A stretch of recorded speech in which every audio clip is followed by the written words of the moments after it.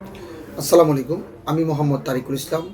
আমি ফেনী ২ সংসদীয় আসনে ট্রাক প্রতীকে প্রার্থী হয়েছি, গণ অধিকার পরিষদ মনোনীত।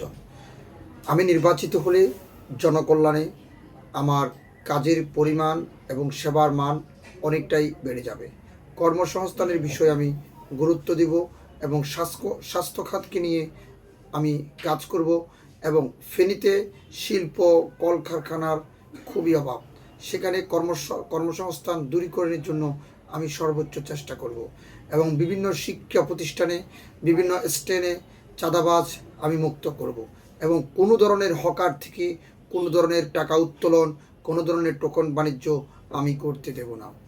আমি নির্বাচনের বিজয়ের ব্যাপারে আমি শতভাগ আশাবাদী। কারণ হচ্ছে আমি ফেনী ২ সংসদীয় আসনে প্রত্যেকটি মানুষের ধারে ধারে ম্যান টু ম্যান আমার কৌশল বিনিময় হয়েছে এবং কথা হয়েছে এবং তারা সকলেই চায় যদি সুষ্ঠু অবাধ গ্রহণযোগ্য নির্বাচন হয়, ব্যালটের মাধ্যমে ট্রাক প্রতীকের বিপ্লব ঘটবে এবং ১২ ফেব্রুয়ারি সারাদিন ট্রাক মার্কার বিজয়ের জন্য সবাইকে অপেক্ষা করতে হবে।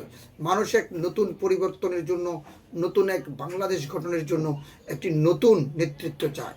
সেটি হয়তো ফেনী থেকে নতুন করে উত্থান শুরু হবে।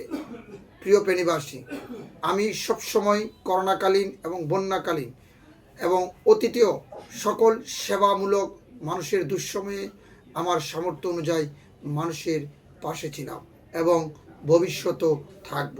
তবে আমি কখনো জনগণ থেকে হারিয়ে যাইনি, ভবিষ্যতেও যাব না।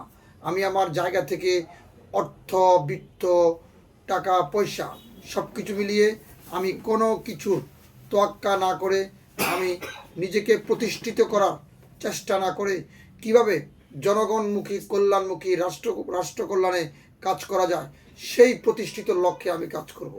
আমার আশেপাশে যে প্রতিবেশীরা আছেন, যারা না খেয়ে আছেন, যারা দারিদ্র্য বিবেচনায় আছেন, আমি চেষ্টা করব আমার সেই দারিদ্র্য বিমোচনে নিজেকে বিলিয়ে দেওয়া, নিজেকে শতভাগ আন্তরিকতার সহিত তাদের স্বার্থে নিজেকে কাজে নিয়োজিত রাখা।